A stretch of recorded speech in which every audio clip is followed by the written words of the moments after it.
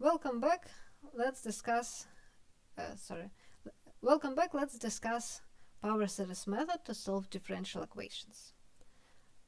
I'm going to consider some differential equation. It could be first order or second order. I'm not going to consider systems, though the method is possible to apply. The idea of the method is to find your solution in the form of power series. So you want your solution in this form. Now I'm going to outline the method. You just take your function in this form and substitute into the equation. Say into this equation. Then the second step of the method is you express both sides as power series. So you will have to do some algebraic operations here and differentiation on the left. You will have to differentiate term-wise on the left because it is y prime. Then you equate terms with equal powers of x on the right and on the left. So the thing that you use is the following. If you have two power series with coefficients bk and ck, and if they are equal for all x, then bk equals ck. So you equate coefficients at equal powers of x. To do this easily, you need to have x to the power k in both summations, so that's when you may need to shift indices, so that you have x to the power k and not x to the power anything else. Now when you equate terms, you get equations on your AKs. AKs are what you are going to find. You are going to find the coefficients of this power series. When you equate terms, you get equations on AK. Once you have equations on AK, you will try to find AK themselves. And now you know the solution. This is your general solution of the equation once you substitute AK that you have found. You may also use initial conditions. It is perfect if your initial conditions are at 0, because y at 0 is equal to the first term of Taylor series. A1 is the coefficient at x in Taylor series. This is the coefficient at x squared in Taylor series, and so on. That's how you can use your initial conditions. If this or this or this is given, then you already know A0, A1, A2. That's how you use initial conditions. Then possibly the last step is possible. Possibly you can look closely at this power series and recognize this. Possibly it is a power series of some known function. In most interesting cases, this step is not possible, because this thing will not be a power series of anything you know, but in some particular cases, this step is possible. In most cases, it is not. Let's have several examples. The first example is a simple one, y prime equals 2y. You know that the solutions should be exponentials of 2x, and this is my initial condition. So let's follow the steps. I assume that y is power series. I substitute it into the equation. This left-hand side is y prime. I differentiate it term-wise.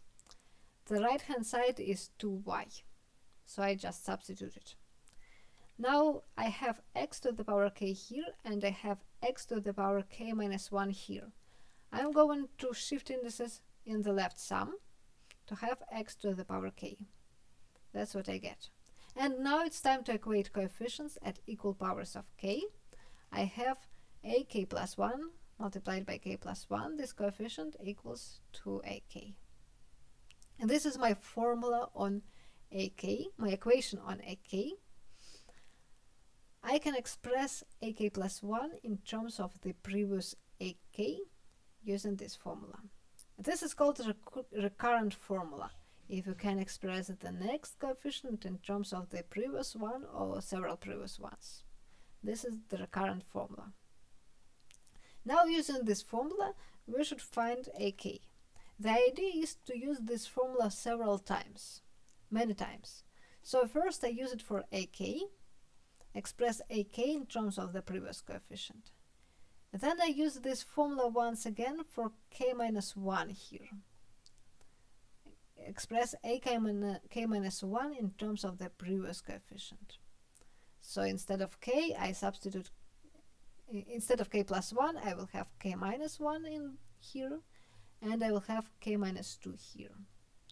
Then I proceed until I reach a0. In the numerator, I multiply by 2 every time, so I will have 2 to the power k at the end. In the denominator, I multiply by k, k minus 1, and so on. So when I reach a0, I will have k factorial. This is my formula on ak. And now I can write out the answer. This is my answer. This is my solution of the equation. I substituted ak. This is my ak multiplied by x to the power k, and a0 is the I took a0 out of the summation because this is just the same constant in all terms. This is my answer. Now I can use initial condition. a0 is the value at 0. It is provided in the problem. It is equal to 5. So my final formula for the solution with this initial condition is this series. For complicated equations, that's where we stop. But for this simple equation, you can recognize this thing as the series for e to the power 2x. It is similar to this series for exponential, but you have 2x to the power k here, which means that this is the series for e to the power 2x. So this is our solution. You can check it is correct. Now comes more complicated example. It is y double prime equals minus y. And these are initial conditions. We need two initial conditions because it is second order equation. You know that solutions should be sine and cosine. Let's substitute. So I'm going to write y equals this power series and substitute into the equation. This is minus y. And on the left hand side, I differentiated twice. I differentiated each term twice. That's what I get. This is the second derivative of x to the power k. Now I have k here and k minus 2 here. So on the left, I need to shift indices to have x to the power k. I shifted indices. Now it's time to equate coefficients at equal powers of x. So this coefficient is equal to this coefficient. And I get a recurrent formula, as on the previous slide. Now I can use it repeatedly to express ak in terms of the first a, 0 and a1. So that's what I do. I apply this formula for k here. Then I apply it once again for k minus 2. So k minus 2 is expressed in terms ak minus 4. I have two new terms in the denominator. And I proceed until I reach, well, if k is even, I will reach a0. If k is odd, I will reach a1. So there are two cases. When k is even, then you can proceed until you reach a0.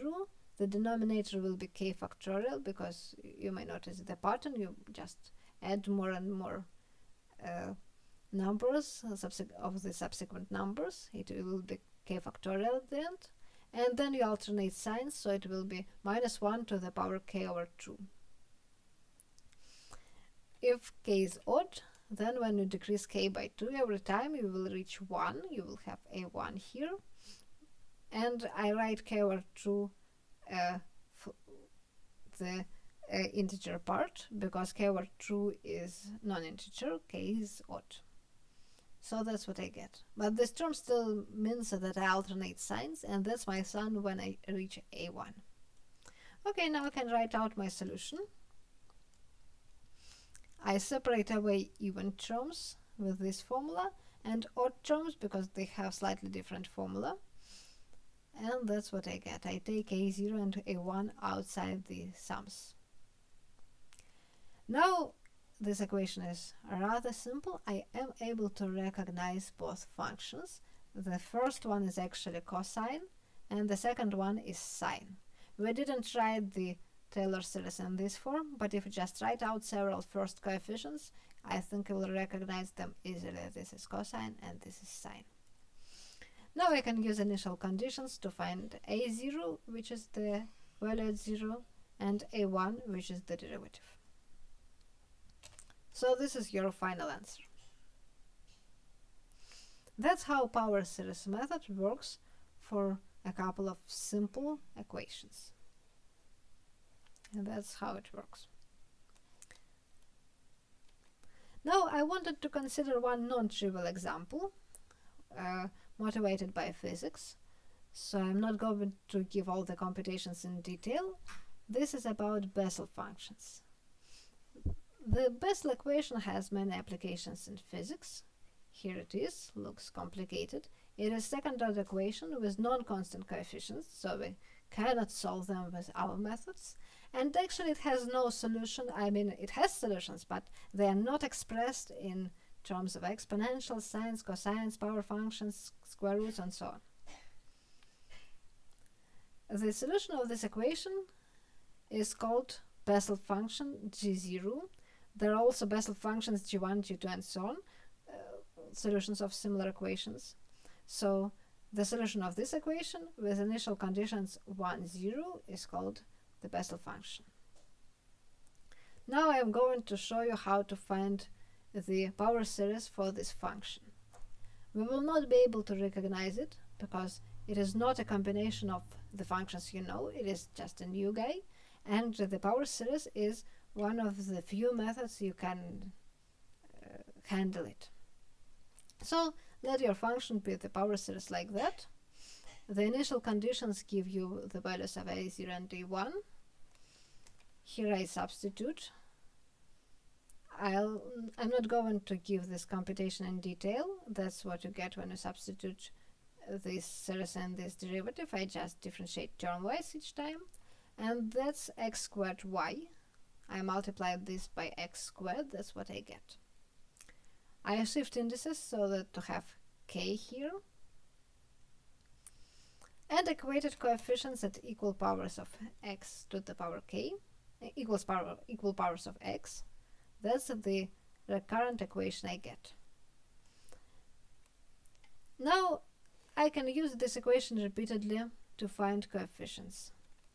a1 is 0, so the a3 will be 0 because when you substitute k equals 3 you get 1 here, so a3 will also be 0, a5 will be 0, and so on. All odd coefficients are going to be 0, which means that the Bessel function is even, by the way. And then when I apply this formula to find even coefficients, you apply it repeatedly, and this is the formula you get. This 1 is actually a0. Then you alternate signs because of this minus, so you will have minus 1 to the power n. And then if you analyze what denominators do get, then that's the denominators you're going to have. Sorry, this should be, I'm sorry, I'll fix the slides. So this actually should be 2n over here and 2n over here, and this formula is correct. So the first terms should have 2 here and here. Sorry, and this formula is correct. This is the formula for a to n. And now you know the power series for the Bessel function.